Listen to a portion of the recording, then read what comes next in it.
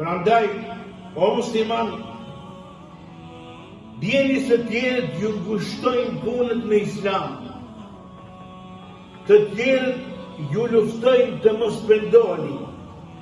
Të tjerët ju luftojnë mos të adhuroni Allahun ashtu siç i takon Allahut. Prandaj, bëjnë presion, të bëjnë shtypje që të ndërzohesh. E sidomos, fillestari i cili fillon të falet, i shkreti ka mësu diçka, ata të afërmit prej gjinve, edhe njerëz, shejtan që mundohen ta përbuzin, ta nënçmojnë, ta degradojnë, vetëm e vetëm ai mos të ndin vetin krenar në këtë shenjë.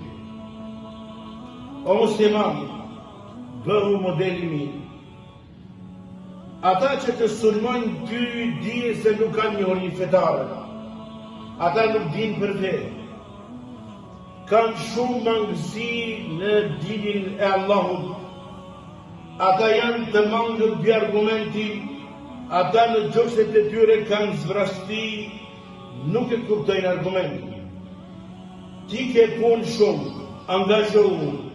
angazho vetën, mëso, lexo, studio, vepro, puno, thirr, që ti të tregon veten se dëshon gjendja yte prej ti. Ai nuk arritur në udhëzim, ti e din çka është udhëzim. Dhe ti e din se si të kërkon nga Allahu. Ti afrohesh Allahut me adhurime, ai afrohet Allahut me mëkate.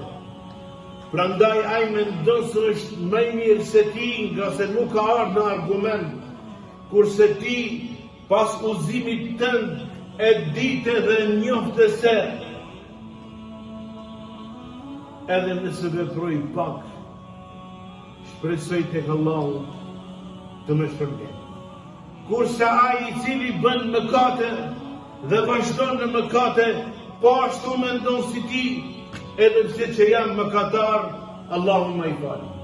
Prandaj shiko, dallimi mes teje dhe atij është që ai nuk ka njohuri për të afruar veten tek Allahu me adhurime.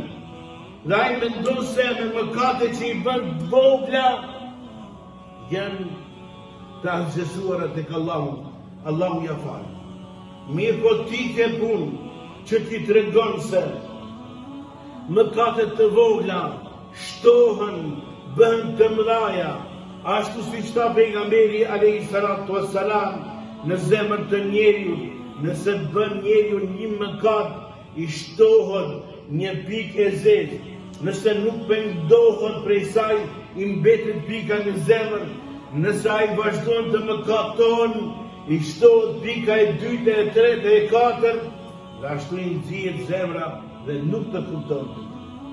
Prandaj ke punë shumë për të thirrë në rrugën e Allahut.